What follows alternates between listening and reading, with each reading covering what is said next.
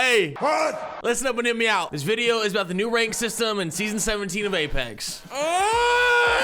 Usually, like, I'm pretty calculated about how I want to do things, write a script, bullet points, whatever. This shit's just gonna be off the dome, straight from the heart. So make sure you are subscribed to the channel, like it for me one time, and I've been getting into some heated debates on Twitter about this rank system. So let's start at one in the comment section too. Let's just jump into it. It seems as it was only a few days ago we were all rejoicing about a new rank system, a new season of Apex coming with a new legend. We're only 72 hours into the new season, and this shit is fucking horrible. First, we need to look at what is the system and why is it so bad. For as long as I've known been playing Apex, we have an RP system. Respawn and developers have struggled with finding the balance between kills and placements because both are equally important to your rank. The past couple seasons, we've had nothing but a kill fest, pros having to literally kill race just to go positive for a game because they're a negative 480 with each 100 RP that they gain. So ranked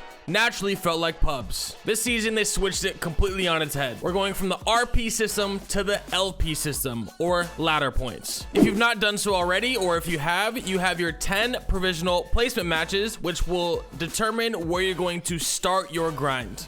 After you complete your placement matches and you get ranked, you're going to see a big minus 35 on the top right for your entry fee. This is where things get fun. Apex has announced that they have an MMR, which is matchmaking rating. Essentially, it's SBMM. Sorry, I just think I'm too stupid to understand this. Which is skill-based matchmaking. The difference with this one currently is in the MMR system, being silent means there are variables that go into an algorithm that determine how good or bad you're playing. Other games like Overwatch, Halo, and other competitive shooters have used MMR systems, and they're actually horrible. Some examples that we have been told that go into the system, but not all of them, are kills, assists, damage, your team skill level, the opponent skill level, the lobby skill level, and how you interact during the game with all of these variables. So the confusion from some of these tweets don't really seem to get the idea. NRG Sweet, one of the top Apex Legend pros, just solo queued from bronze all the way to Apex Predator, doing 0 kills and 0 damage. Once he finally hit it, I did get in a little bit of Twitter debate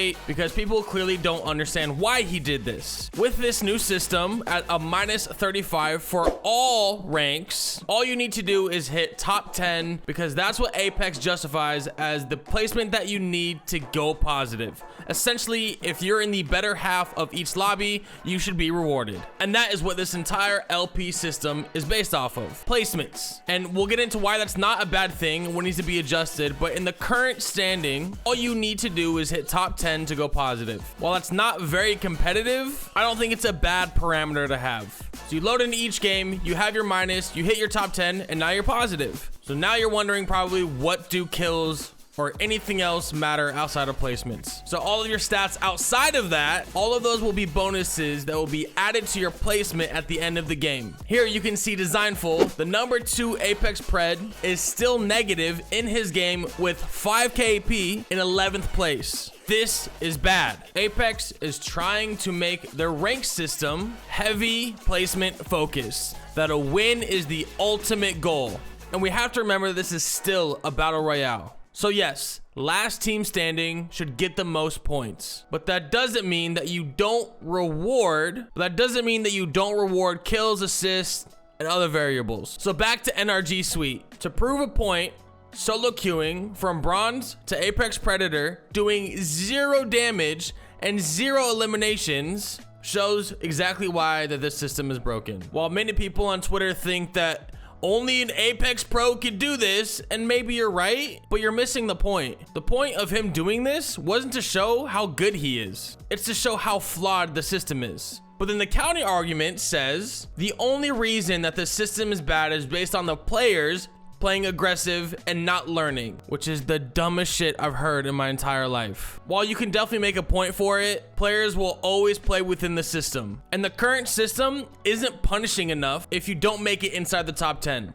So you literally have to be throwing your games and fights to not go positive. It's really difficult to not make it into top 10. So now that we've talked about the MMR system and the placement rank system. Let's talk about why it's bad. Other than recovering the things that we've already talked about, a silent MMR matchmaking is terrible. Let's say you're on with you and your two buddies. You guys are enjoying ranked. You did your placements. You ended up in bronze just like how I did. Let's say after those placement matches, you guys win 2 games in a row, and on that 3rd game, you get a 3rd place. Let's say all of you collectively get 10 KP each game as a team. Your MMR rating will then skyrocket because you guys are playing very well. More than likely, you guys will then be placed in Predator and Master lobbies. But you guys haven't ranked up. Nothing has changed. That's exactly why MMR is bad. You're ranking up without actually ranking up. You're going into more difficult lobbies and you have no idea why Imperial Hal and literal pros are pub stomping their lobbies. The lobbies that you're in are based off of your performance, not your actual rank. To piggyback on that,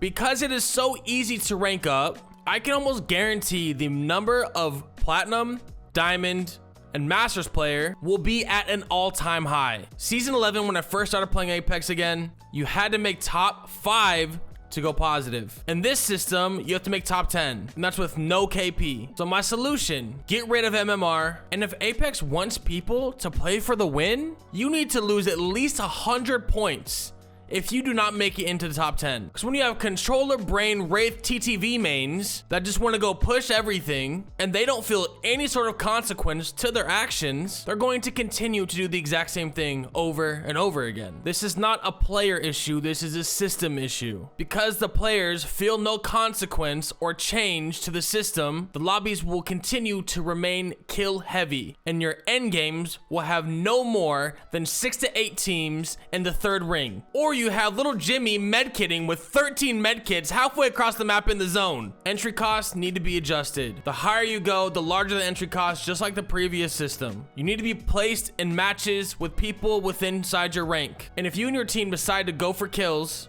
you need to feel the consequences if you are not successful. I have no issue with people wanting to fight inside of ranked, but if you die, you need to feel like you lost something. Overall, Apex has predominantly moved in the right direction. Of course, there were boosters and cheaters and DDoSers last season, but I know that they have good intentions at heart with their system, and there's always going to be some sort of exploit, and there's always going to be negativity and hate for whatever new system comes out. But objectively, this is not it. So let's hope Apex gets a hot fix in the next coming weeks. If not, we have 40 days of this dog shit, and I'll be live streaming all of this mess on my YouTube channel. And shout out to the homie BotSpike for all of the gameplay on Wattson today. He's my actual Shocky mommy, and I want to be just like him.